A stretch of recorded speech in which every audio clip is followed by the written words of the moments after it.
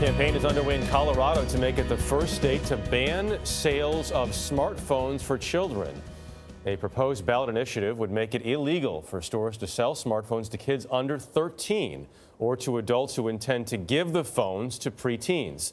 Vladimir Duthiers of our streaming network CBSN is here with the reaction. Vlad, good morning. Good morning. Cell phones have become an important way for many parents to communicate with their children and keep track of their whereabouts. But backers of this new initiative say a change is needed for those who worry all the screen time is hurting our kids. They're always in it, and it's hard to get them to focus and get their attention. That's why Melanie Davidson, a working mom in Denver, Okay, you two, it's time to read. restricts the amount of time her two kids spend on their phones. It's up to myself and my husband to help make sure to pull them out of that every once in a while, sort of to parent and police that to some degree. Dr. Tim Farnham says he's trying to help.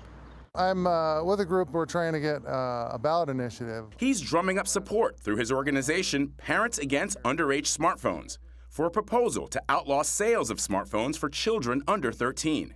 Stores would have to ask about the age of the intended user and could face fines for multiple violations. We hear it from early age. Oh, I want a smartphone. I want a smartphone. That's all the kids want. You know, they don't want anything else.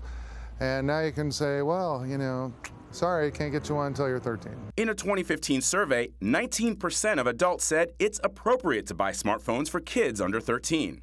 60 Minutes recently spoke to a former Google product manager who described how designers create phones and apps to get people hooked. Do you think parents understand the complexities of what their kids are dealing with when they're dealing with their phones, dealing with apps and social media? No, and I think this is really important because there's a narrative that, oh, I guess they're just doing this like we used to gossip on the phone. But what this misses is that your telephone in the 1970s didn't have 1,000 engineers on the other side of the telephone who were redesigning it to work with other telephones and then updating the way your telephone worked every day to be more and more persuasive. What we're doing to kids is not right. We're abandoning kids to technology, and it's doing them a lot of harm. But Farnham's proposed ban faces bipartisan opposition.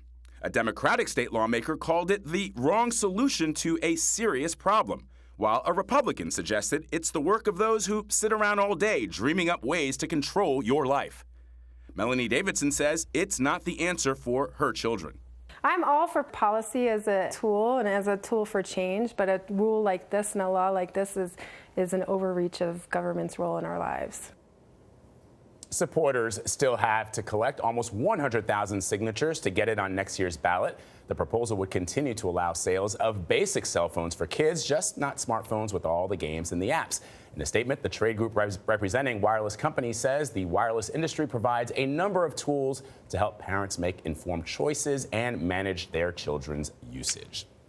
A number of parents I've spoken to have said, look, just don't buy a cell phone for your kid. Right. I say let the parents decide, or you could also buy a phone and just have it do certain things. Right. Because I think for safety it's very important. But you Absolutely. can set up the phone that can only dial mom, dial grandmother, dial work. The safety part of it is huge, Yeah. and why I think it might be a good idea for a younger age. Yeah, but let you're right, the parents decide. Yeah. All right, Vlad. Thank All right. you very much.